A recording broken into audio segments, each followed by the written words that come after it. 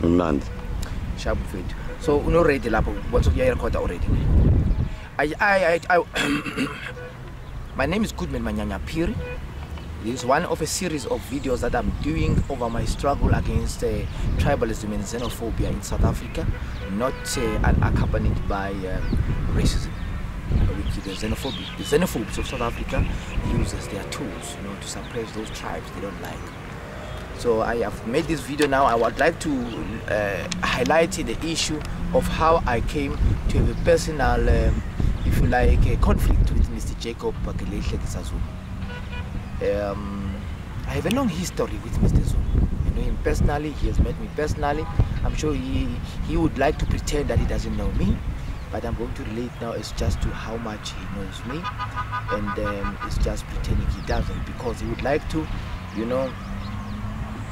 allow tribalism and regionalism of the Eastern Cape to rule South Africa, because somehow they got it exploited. Look, I've got a video that I've done where I talk about my life, how I went to exile. I'm not gonna relate those issues now. I want to make this a short one, just concentrating on how I picked up a fight with Mr. Zuma. Look, I met Mr. Zuma in 1984, around June.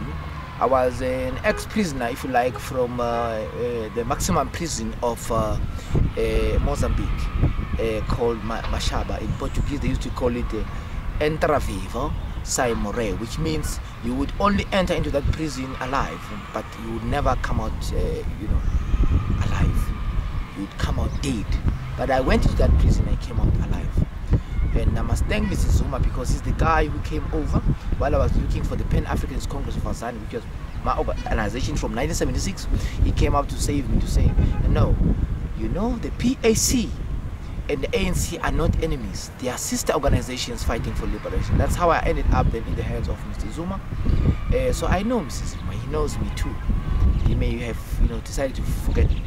So that was the first meeting with Mr. Zuma.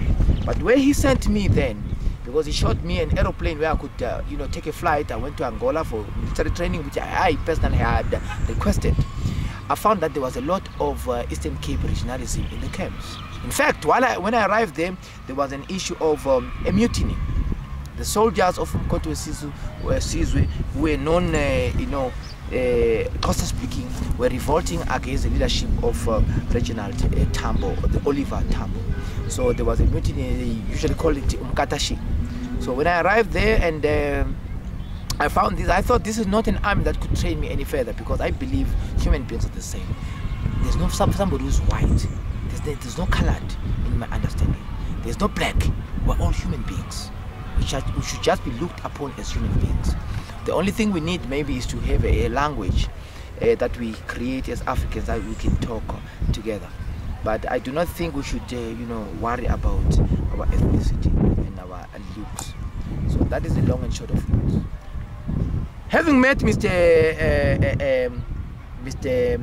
Comrade KHOISAN, a communist, by then he was the army commissar for the UNCONSTITUTIONAL. I told him that I'm not going to get trained by an organization that is called tribalism. So he decided, Phiri, if that is the case, then maybe to leave the army, just go and help us, because you are a former school teacher. Help us. That's the year 1984. 84, yes.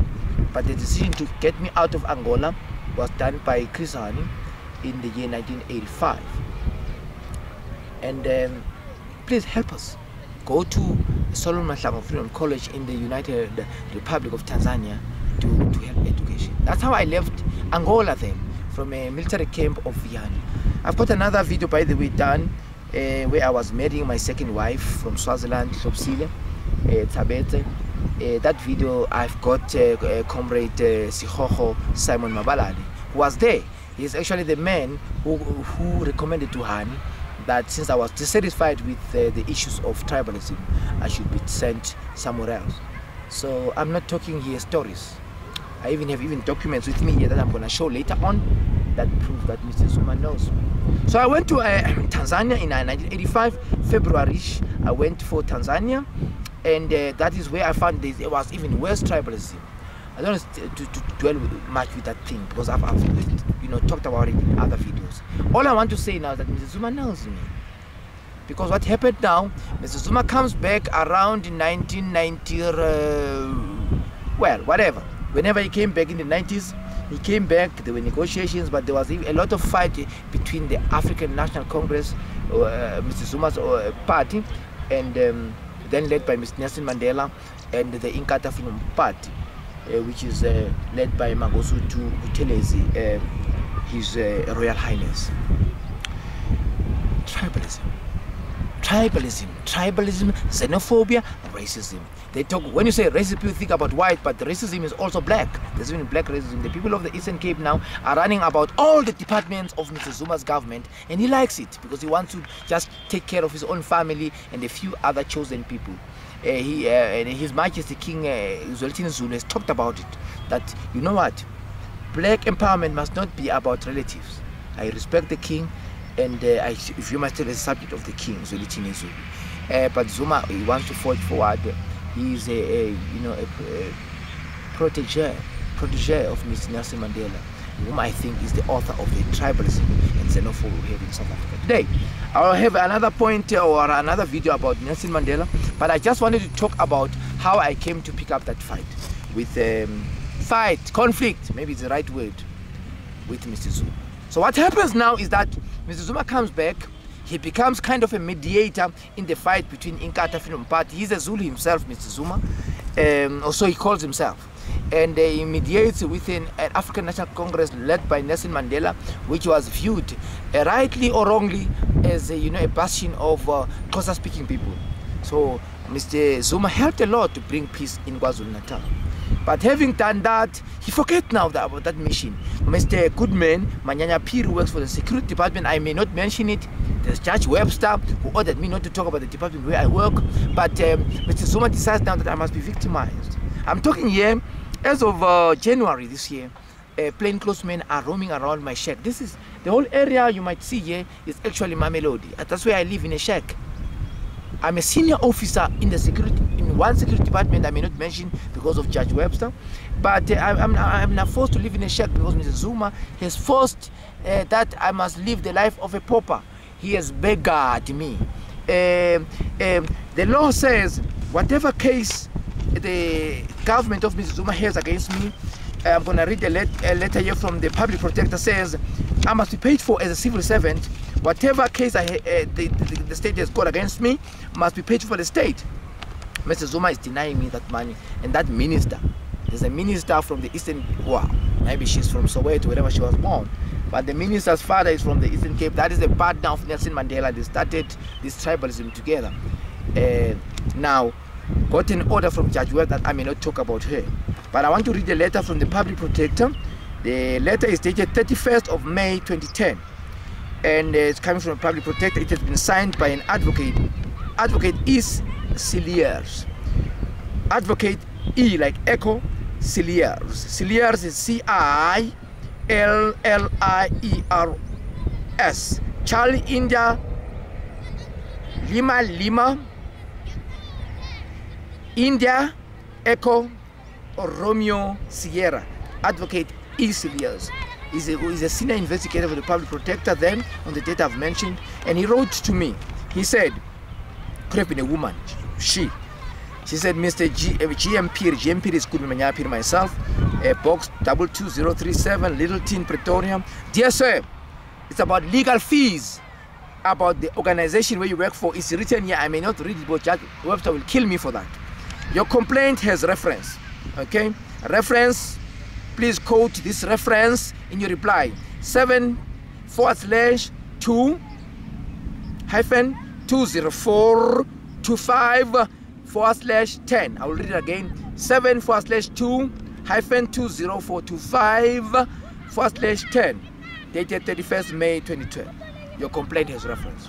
Kindly be advised that the public protector can, by law, be of assistance to you should it be established that you are being improperly prejudiced by a government official, in this case Mr. Jacob Zuma. You know, he's in the pocket of tribalists now, Eastern Cape tribalism. Prejudiced by a government official or institution. In terms, right there, Advocate Cilliers, in terms of section 182 bracket 1 bracket A of the Constitution of the Republic of South Africa Act 1996, the public protector has the power, as regulated by national legislation, to investigate any conduct in state affairs or in the public administration in any sphere of government that is alleged or suspected to be improper or to result in any impropriety or prejudice. That's the organization where this woman, okay, I may not say maybe say man, but the child of Walter Sisulu, you know, the people who started tribalism with Nelson Mandela in the 40s, has got an order through judge. I may not mention it, but they has a policy in respect, that's where I work, by the way, has a policy in respect of the payment of legal fees for members of that particular force, security force. That's where I work from. Could be police, could be national intelligence, could be the army. I don't want to say it. Judge Webster will kill me. This office, meaning the office now of the public protector, cannot recommend that the policy should be disregarded. With kind regards, signed by Advocate Cilliers, senior investigator. I don't want to show the letter. Let me bring it closer to mine. You can see, just show and show the signature, show whatever you can. If you're happy, you fine, you can give me. That's a letter that makes me. But now what's happening now? I'm standing here. I live in a shack. I've been kicked out from a place where I live in Littleton because Mr. Zuma is refusing to pay the money for legal fees. I've got a number of cases that Mr. Zuma has started against me. The first one being around the year, it's actually in the year 2010. Mr. Zuma was hiding behind skirts or behind, shirts. Whoever the minister is who went to Judge Webster, he was hiding. He was pretending as if as Jacob Zuma is not part of the tribalism to suppress Phiri. Phiri is fighting against racism in South Africa, be it black or white. Phiri is fighting against tribalism, be it Zulu or Xhosa or even Tembu, where Mandela comes from. Now I'm being victimized. He's denying money. Mr. Zuma in March, the year March 2011, he went to Judge Webster, pay instruction to his minister, I may not mention here, and they ordered that I must stop talking about the corruption that is going on in that particular department. They succeeded. We had an out-of-court settlement, and that was that. But I was hoping Mr. Zuma was not part of the clique. But now they put him in the pocket. I think the spy tapes thing I talked about in other videos, they put him in this pocket to support tribalism in South Africa. But now they went to my house. They went to Judge Webster. They asked for an Anton Templar against me. And Judge Webster refused it. So they used their own powers in the security department where I work. They still went to my house in Littleton. They came for me, 6 armed men, 3, ethnic Europeans and 3 ethnic Eastern Capers. They came there, they asked another department called the Department of Defense. They asked them to help them. So they sent those guys from the military police. They came to my house as if I'm a fugitive. They came there looking for my videos, looking for my computers, but I do this thing with public facilities, like the internet cafes. I don't do it with my computers. They came, but they were told by the white folks there who used to be my neighbors that I don't live there. That was one. But then I was on leave at that time. The particular gentleman who was part of the clique with Mr. Jacob Zuma to get me, shut down to talk about xenophobia and tribalism. I work with a gentleman called Mr. Norman Yege. He lied to me. He said, no, we want to end your case, Phiri. We started in 2001, but he was part of the clique. Mr. Zuma was using that thing together with his favorite minister, whom I may not mention. So they came there. I was not there because I live in a shack now. I fought for freedom from 1976, but now I live in a shack. That's beside the point. That was that. March. We went in front of Judge Webster. We agreed that I won't talk anything negative about the particular minister because the minister said I may not talk about her. But there's no order from Judge Webster that I may not talk about Jacob Zuma, who is now in the pocket of the minister. Where have you seen a head of state being led by a minister? But Mr. Zuma, because the minister comes from the family of Walter Sisulu, whom Mr. Nelson Mandela says is the mentor. So the minister actually, the tail is wagging the dog. So that's why Mr. Zuma is in this situation of tribalism now. He's busy putting a few Zulus in, but the issue is South Africa is ruled whereby there's still white racism here, but it's only a tool of Eastern Cape nationalism started by Nelson Mandela. I'll come to Mandela. There's another video about Mandela. Let me cut this thing short. Around October in 2011, Mr. Mandela, or correction, Mr. Zuma ordered another charge against me. He went to the High Court, or rather he went to the department of that minister to say Phiri must be charged. So I got messages that I must report for charges. Then I went to Judge Prela of the Supreme Court, the High Court, Northern Gauteng North. I went to say Mr. Zuma must be stopped. He cannot go on to protect the not the prostitute, but somebody who prostituted himself the year 2000, a relative of Nelson Mandela by the name of Siziwe. The other name is Tomizodwa Bobelosini. She slept with Raymond Lindsay in order to become a general in that department. So that's where the whole thing starts. So I said to Judge Prela, please, that was around October last year, please stop Mrs. Zuma from continuing to victimize me. One, he comes to court, but he doesn't pay for my for my fees, as said by the public protector's documentation here. My case is about 11 years old now. But now, then Judge Prela said, no, I can't stop them from charging you, mister. Go and get your charges. So I got my charges December the 12th in 2011. But I have no money now. I'm a pauper. Zuma is begging at me to support tribalism. Now he's busy putting a few, sorry, I nearly said stupid, but they are wise people. But they must think again. If anybody puts you because you come from the same area as the president, Nelson Mandela, you come from the Eastern Cape, think again. Are you doing the nation of Africa any service? So Mr. Zuma is putting a few guys who come from Nkandla in whatever area. He's trying to balance what Mr. Mandela did with the Eastern Cape, to put only guys who speak this Xhosa and Tembu people in particular. But it won't help. But that was that. So he victimized. So I'm sitting here on around January this year. I was preparing to do it. I mean, Mr. Zuma has disrupted my life. I can't even, go public about a lot of other things. I've switched off my cell phones. It's the first time I come out into the open now, because plainclothes men are roaming around my shack where I live in Mamelodi. They want to see where I live. You know what? For what purpose? They want to grab on whatever means my computers, but I don't use public. I don't use my personal, items. I use public. So that was that. So I'm coming out to the open now to say Mr. Zuma is there was times when I went to Mr. Zuma, I appealed to him. I went to Lutuli House in Joburg, because Lutuli House is my home, cultural home.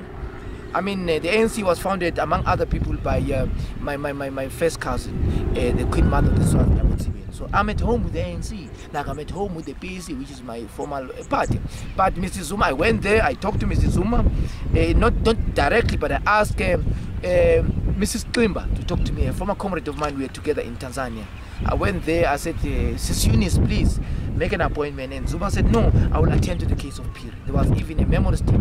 I gave all the information on my things by XHOSA-speakers like Bobelosini and Matanzim. But Zuma promised nothing. So Zuma doesn't have a basis for saying he doesn't know about me. He knows about me, but he wants to support tribalism and corruption, where people's sex is used as a tool to promote people who cannot have service delivery for South Africa. I cannot have anything more. I think I've said enough for that. That will be all. I don't know if a friend of mine would like to ask a question, but I think this is all for that particular video for now. I'll do another video, and maybe I've already done it about Nelson Mandela shortly, but it will be a lot shorter about that. Tribalism. Thank you.